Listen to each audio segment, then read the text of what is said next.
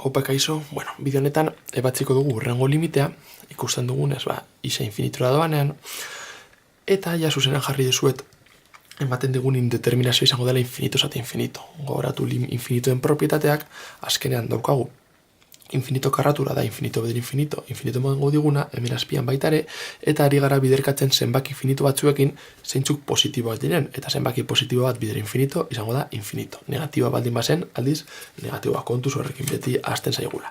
Vale. Behin hau esan da, gu badakigu horrelako indeterminazio daukagula.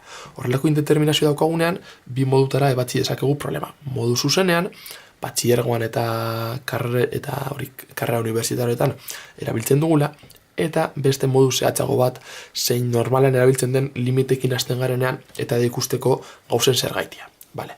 Ikusiko gulenik eta behin zein den modu zehatza. Modu zehatza, edo luzeagoa, azkenean beti egin behar duguna limite honi biderkatu behar diogu bere faktorerik handiena, bere berretzaile handiena daukan faktoreak. Kasunetan, isakarratu baigoia eta baibean, berdina denez, isakarraturekin zatitu beharko ditugu baigoikoa eta baibekoa. Eta hori horrela geratuko litzateke.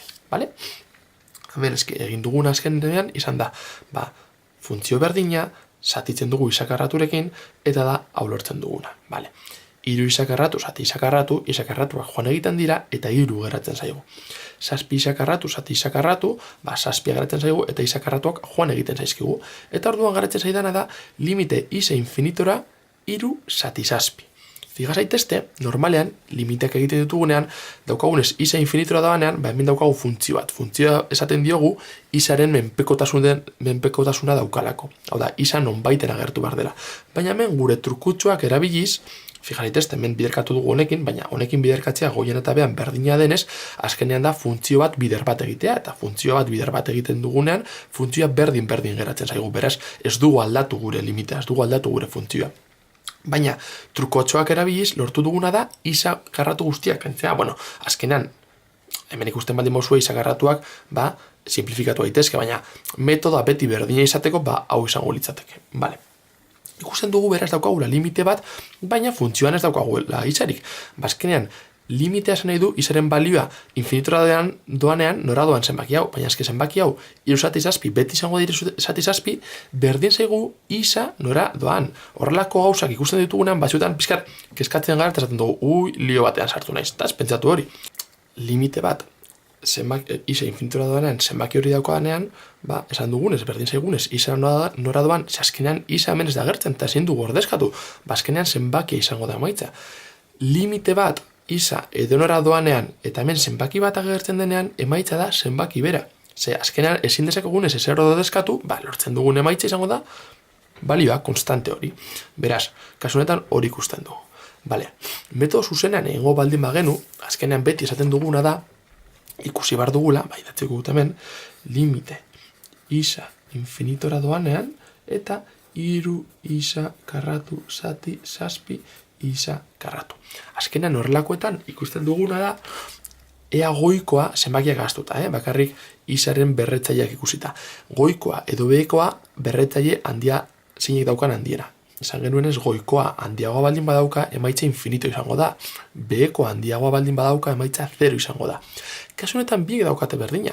Biek daukaten ez berdina egiten duguna da, simplifikatu, isakarraturekin joaten da, kanpora, eta metodo zehatzan egin dugun bezala, helduko ginateke limite isa infinitora hiru zati zazpi. Eta orain azaldu dugu, hau hiru zati zazpi daukala emaitza.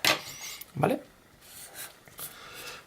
Orduan, zer da, horrelako indeterminazioekin gogoratu behar duguna, ari garenean horrelako berreketekin. Gogoratu behar duguna da beti. Ni baldin badaukat, limite. Bale? Isa infinitora, eta idatziko dut, P-isa, zati, Q-isa.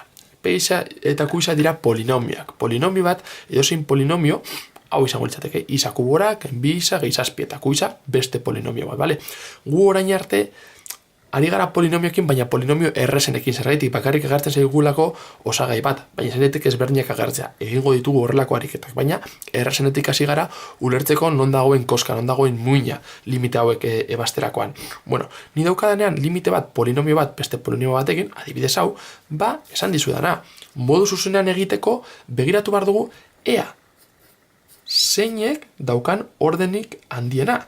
Gertatu daiteke P isa izatea Q isa baina handiagoa. Jarriko ditugu kasu ezberdinak, bale. Ni jartzen baldin badut hemen, iru isa karratu, zati zazpi isa karratu, jartzen baldin badut, limite isa infinitora doanean, baina jartzen dut, iru P handiago izateko, iru isa kubo, zati zazpi isa karratu, kasu honetan, limitea izango litzateke infinito, zergaitik goikoa handiagoa delako. Aldiz, behekoa baldin bada handiagoa, izango litzateke limite isa infinitora danean, eta iru isa karratu zazpi isa kubo. Kasu honetan, behekoa handiagoa denez, izango genuke infinitoa behan, eta goratzen duzuenez, zer zati infinito dagoenean behan, emaitza 0 da. Beraz, 0 izango litzateke izango zen emaitza. Eta aldiz, P isa berdin Q isa maila, ez nabil izaten polinomio berdina, ari nahi izaten honen maila eta honen maila berdina direnean, badakigu emaitza izango dela zenbaki bat. Ikusi behar dugu, zein den,